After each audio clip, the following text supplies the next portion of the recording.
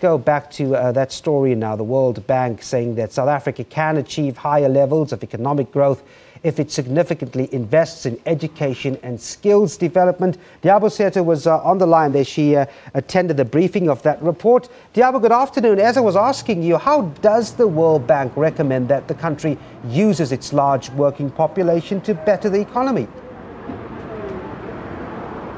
Good afternoon, Devon. Well, the group that the World Bank is talking about is a population that is aged between 15 years and 64 years of age. And they essentially comprise of a very large number of the population, the total population of the country. They comprise of around 65% of the entire 54.9 million people that South Africa has. And it says that if we could take advantage of that large group, try to find them jobs, it would do the economy very, very well. But we did speak to Catriona Perfield, who is from the World Bank, who explained to us how this is working. I think the key thing to address in the near term are twofold. One is the power shortages, because that is a key break on the short-term outlook for South Africa.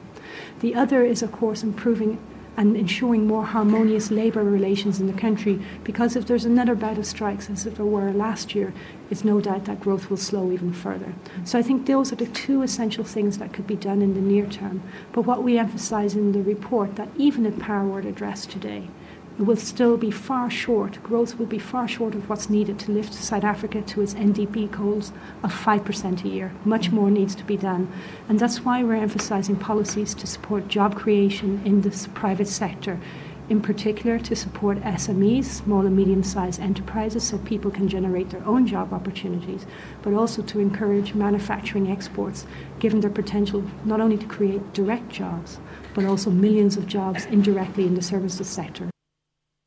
Liabo, I see the report has reiterated what many analysts have been pushing over the past few years, a focus on education. Absolutely.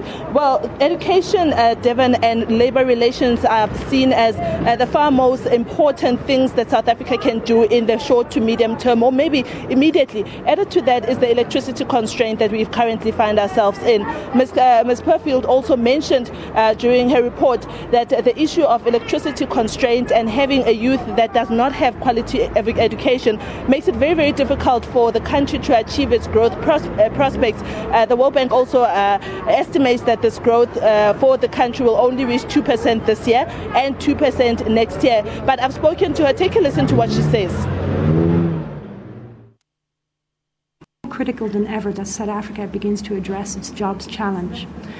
To do that, we emphasise in the report a set of policies that result in not only job creation, but also require better educational attainment, and also require better vocational education opportunities for the existing unemployed, so that labour productivity can rise, jobs can be created, savings increase, and growth in the economy could increase. Liabo, even if we go ahead and fix up those domestic challenges at home, I mean, South Africa still finds itself in a global economy that's struggling a bit. It's a bit sluggish. What's the bank's word on that? Well, Devon, obviously, if South Africa, because it's not a lone trader, we have China, which is our biggest trading partner, and we already know that that country is going through a bit of difficulty, and we've seen that their growth has also been projected downwards. Obviously, if they're not doing well, it means that we cannot export our goods to China because they probably would not have enough money to buy our problems.